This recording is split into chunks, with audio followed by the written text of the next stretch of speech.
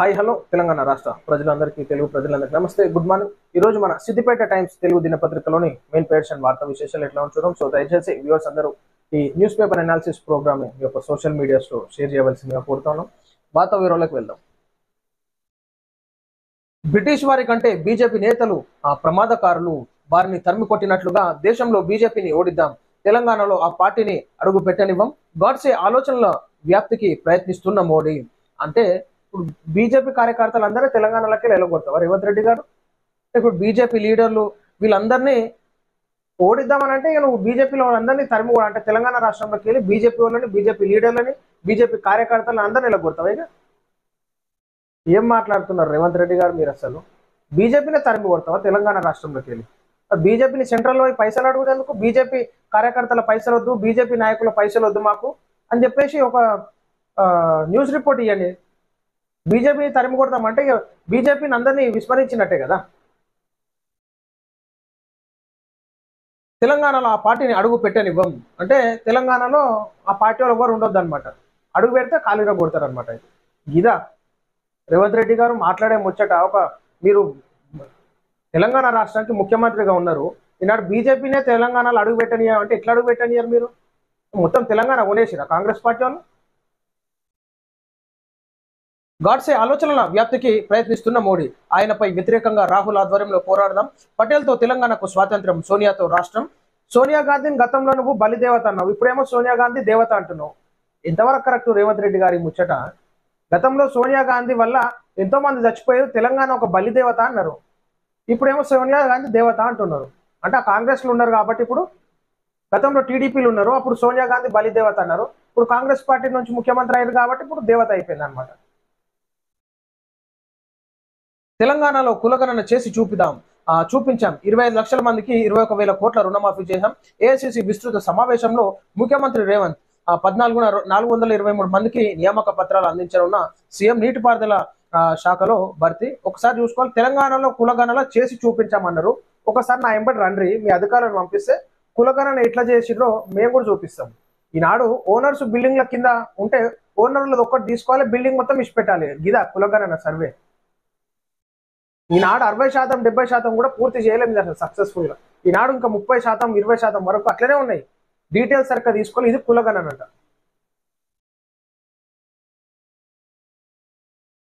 అక్షరాల సాధనకు గౌరవం, ఎజాజ్ అహ్మద్ కు ఉగాది పురస్కారం.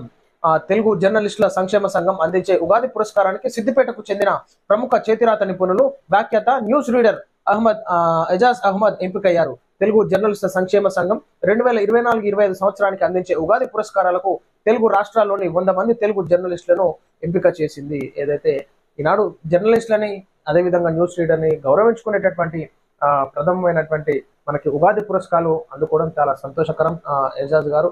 సో ఇదే విధంగా ఇంకా జర్నలిస్టులు రావాలి, మంచి మంచి సమస్యలను వెలుగు తీయాలి, ప్రభుత్వానికి చూపిలే ప్రభుత్వం చేసేటటువంటి విషయాలను ప్రజలకి తెలియజేసే విధంగా జర్నలిస్టులు నిత్యం కృషి చేసేటువంటి జర్నలిస్టులు ఈనాడు చూద్దామంటే దొరుకుతలేరు. కాబట్టి ఇలాంటి జర్నలిస్టులని మనం ఖచ్చితంగా కాపాడుకోవాలి. మిగిలింది 1630 ఎకరాలు. సెంట్రల్ వర్సిటీల్లో టాప్. విశ్వవిద్యాలయ ఏర్పాటుకు ఎంత భూమి కావాలి? పరిపాలన భవనాలు, డిగ్రీ, పీజీ, డాక్టరేట్స్ కోర్సులకు అవసరమైన తరగతి గదులు, హాస్టళ్లు, మెస్లు, పరిశోధన విభాగాలు ఇలా అన్నింటినీ ఏర్పాటు చేసేందుకు ఎంత భూమి అవసరం అవుతుందంటే గతంలో నిర్దిష్టమైన ప్రమాణాలు ఏవి లేవు.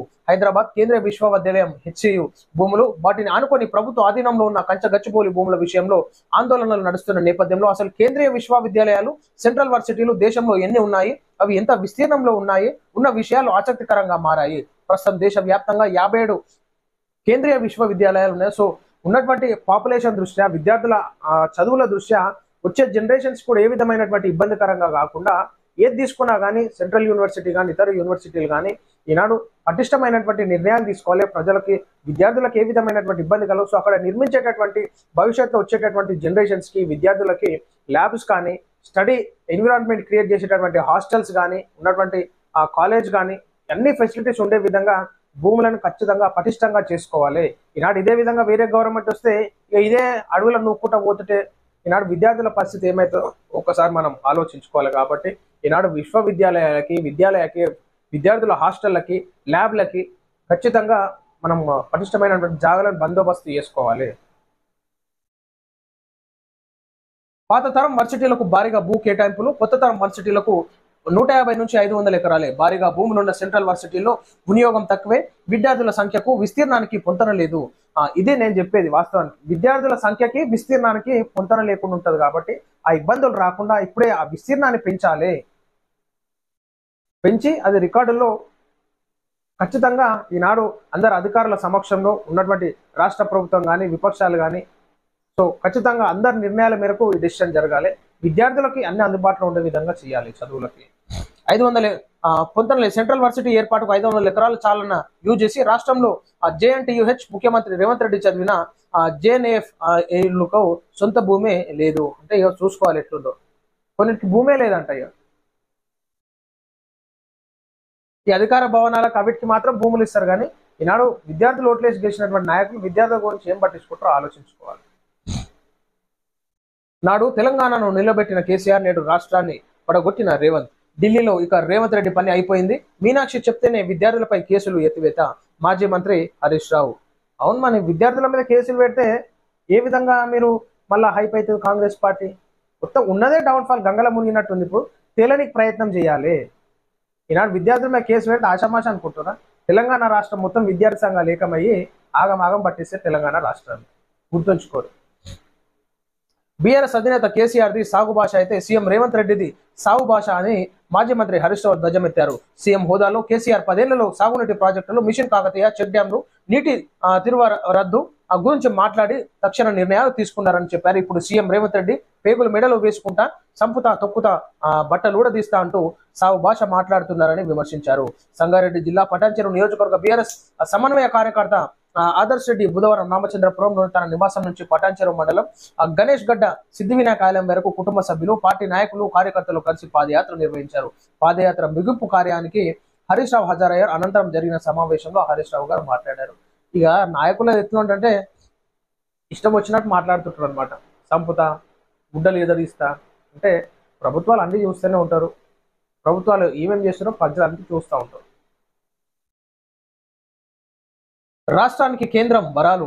రాజధాని రైల్వే ప్రాజెక్టులపై మోడీ సర్కారు కీలక నిర్ణయం. అమరావతి హైదరాబాద్ గ్రీన్ఫీల్డ్ ఎక్స్ప్రెస్ హైవేకు పచ్చజెండా. Tirupati Katpadi railway line doubling పనులకు కేంద్ర కేబినెట్ ఆమోదం. వెనుకబడిన జిల్లాలకు త్వరలో 350 కోట్లు. మరో పెట్రోలియం రిఫైనరీకి సన్నాహాలు. విభజన చట్టంలోని అపరిష్కృత సమస్యల పరిష్కారానికి ఏజీ సూచన పాటింపు. కీలక ప్రాజెక్టుల సత్వర పూర్తికి నిర్ణయం అన్నట్టు. సో చంద్రబాబు నాయుడు గారికి అయితే అదృష్టం కలిసి వచ్చింది. ఈనాడు బీజేపీ పార్టీతో పొత్తు పెట్టుకోవడం, జనసేన సపోర్ట్ చేయడం. సో ఈనాడు మన ఉమ్మడి రాష్ట్రాలుగా ఉన్నప్పుడు చంద్రబాబు నాయుడు ఎట్లా డెవలప్మెంట్ చేసినారో ఆంధ్రప్రదేశ్లో కూడా మంచి ఫోకస్ తోని గ్రౌండ్ వర్క్ చేసుకుంటూ అక్కడ ఉన్నటువంటి స్థితిగతులను పరిశీలించుకుంటూ డెవలప్మెంట్ ముందుకు తీసుకుపోతున్నారు. సో మోడీ గారు కూడా మరలా సెంట్రల్ బీజేపీ ప్రభుత్వం రావడంతో చంద్రబాబు నాయుడు గారు మంచి సపోర్ట్ ఇవ్వడంతో ఈనాడు చంద్రబాబు నాయుడుకి అయితే వస్తూనే ఉన్నాయి. ఇక డెవలప్మెంట్లో భాగంగా నిధులు ఆంధ్రప్రదేశ్కి ఎక్కువ, తెలంగాణ రాష్ట్రం కంటే ఎక్కువ పోతున్నాయి. మరి తెలంగాణకి ఎందుకు వస్తలేవు కూడా మన ముఖ్యమంత్రులు చూసుకోవాలి. శాంతి చర్చలకు మావోయిస్టు పార్టీ సిద్ధం. అనుకూల వాతావరణం ఏర్పరచాలి. ప్రభుత్వం నిర్దిష్ట చర్యలు ప్రకటించాలి. ఆపరేషన్ కాగాను నిలిపివేయాలి. ప్రభుత్వం స్పందించే వరకు PLGA దళాలు అప్రమత్తంగా ఉండాలి. ఉత్తర పశ్చిమ సబ్ జోనల్ బ్యూరో అధికార ప్రతినిధి రుషేష్ బహిరంగ లేఖ. శాంతి చర్చల కోసం మావోయిస్టు ఎందుకంటే ప్రాణాలు కోల్పోతున్నారు. ఇరాన్ మనం చూడొచ్చు, రీసెంట్గా ఎంతో మంది వందలాదిగా ప్రాణాలు కోల్పోయినారు ఈ సంవత్సరంలోనే. కాబట్టి మావోయిస్టు అందరూ శాంతి చర్చలకు మేము సిద్ధంగా ఉన్నాం. సో దయచేసి కగార్ ఏదైతే మీరు చేస్తున్నారో దీన్ని ఆపాలే అన్నట్టుగా కగారు నిలిపేయాలని చెప్పేసి వాళ్ళకు బహిరంగ లేఖ విడుదల చేయడం జరిగింది. కాబట్టి సో ప్రభుత్వాలు కూడా ఆలోచించాలి. వాళ్ళు కూడా అందరూ లొంగిపోయి ఈనాడు ప్రజాక్షేత్రంలో ఉండి ప్రజల కోసం పనిచేస్తే బాగుంటుంది. అడవులలో తుపాకులు పట్టుకొని ఉంటే న్యాయం జరగదు. సో మావోయిస్ట్ అన్నలు కూడా ఒకప్పుడు చేసినారు, ప్రజలకు న్యాయం చేసినారు, రైతన్నలకు న్యాయం చేసినారు. కానీ ఇప్పుడు ఆ విధమైనటువంటి పరిస్థితి ఏదో అనవసరంగా టెక్నాలజీ, ఇప్పుడు మీ ప్రాణాలు పోతున్నాయి, టెక్నాలజీ పెరిగింది, డ్రోన్స్తో ఎక్కడెక్కడ ఉన్నారు, ఏం చేస్తున్నారు, అన్ని కదలికలు కనిపిస్తూ ఉంటాయి. కాబట్టి అనవసరంగా ప్రాణాలు కోల్పోద్దని చెప్పేసి రిక్వెస్ట్ చేస్తా ఉన్నాను. శాంతి చర్చల కోసం మావోయిస్ట్ పార్టీ సిద్ధంగా ఉందని, అయితే ప్రభుత్వం అందుకు అనువైన వాతావరణం ఏర్పరచాలని బస్తర్ ఏరియా ఉత్తర పశ్చిమ సబ్ జోనల్ బ్యూరో అధికార ప్రతినిధి రుషేష్ బహిరంగ లేఖ పేర్కొన్నారు. అనుకూల వాతావరణం తమ వైపు నుంచి ఉందని, ప్రభుత్వం నిర్దిష్ట చర్యలు ప్రకటించాలని కోరారు. శాంతి చర్చలపై కేంద్ర కమిటీ లేఖ తర్వాత ఛత్తీస్గఢ్ ఉప ముఖ్యమంత్రి విజయ్ శర్మ స్పందిస్తూ అనుకూల వాతావరణ డిమాండ్ను నిరాకరించారని. సో ఈనాడు కేంద్ర ప్రభుత్వం కూడా ఆలోచించి వారి యొక్క నిర్ణయాలు ఈ విధంగా ఉన్నాయి. మరి మీరు కూడా ఏ విధమైనటువంటి నిర్ణయాలు తీసుకుంటారు? సో ఖచ్చితంగా అందరినీ లొంగిపోమని చెప్పేసి ఒక మావోయిస్టు నేతలు, అన్నలు, అక్కలు ఎవరు లేకుండా ప్రజాక్షేత్రంలో రమ్మని చెప్పి ఎప్పటి నుంచో పిలుపునిస్తున్నారు కాబట్టి సో ఖచ్చితంగా మావోయిస్ట్ అన్నలు కూడా ఆలోచించాల్సిందిగా కోరుతా ఉన్నాను. ప్రజల్లోకి వచ్చి పరిపాలన కొనసాగించండి. రాజకీయంగా ఈనాడు మనం సీతక్కను చూడొచ్చు. ఈనాడు మంత్రి పదవిలో ఉన్నారు, ఒకప్పుడు మావోయిస్టుగా ఉన్నారు కాబట్టి ఈనాడు ఖచ్చితంగా ప్రజలు కూడా ఆలోచించాలి. ఈనాడు మావోయిస్ట్ సోదరులు కూడా ఆలోచించి నిర్ణయాలు తీసుకొని మీరు మంచి జీవితాన్ని గడిపి ప్రజాక్షేత్రంలో ఉండి సమస్యల మీద పాటుపడాలని చెప్పేసి కోరుతాను. సో ఇది ప్రజలారా మనం చూస్తున్నాం ఈరోజు సిద్దిపేట టైమ్స్ తెలుగు దినపత్రికలోని ఒక నిమిషం ఒక వార్త ఇక్కడ మిస్సింగ్ అయింది. భారత్తో కలిసి పనిచేస్తాం. సరిహద్దుల వద్ద శాంతి సుస్థిరత నెలకొల్పేందుకు భారత్తో కలిసి పనిచేసేందుకు తమ సైన్యం సిద్ధమని చైనా ప్రకటించింది. రెండు దేశాల సైనిక భవిష్యత్ సంబంధాలపై మీడియా ప్రతినిధులు అడిగిన ప్రశ్నకు చైనా రక్షణ మంత్రిత్వ శాఖ అధికార ప్రతినిధి జుంగ్ జియావో గాంగ్ స్పందిస్తూ ఈ విషయం చెప్పారు. అత్యంత పురాతన నాగరికతలు కలిగిన ఉన్న రెండు దేశాల మధ్య దౌత్య సంబంధాలు ఏర్పడి 75 సంవత్సరాలు అవుతున్న సందర్భంలో గ్లోబల్ సౌత్ ముఖ్యమైన స్థానాలను ఆక్రమించాయన్నారు. ప్రజల ఉమ్మడి ప్రయోజనాల కోసం కలిసి పనిచేయాలని నిర్ణయించుకున్నట్టు చెప్పారు. సో ఇది మనం చూసుకోవచ్చు.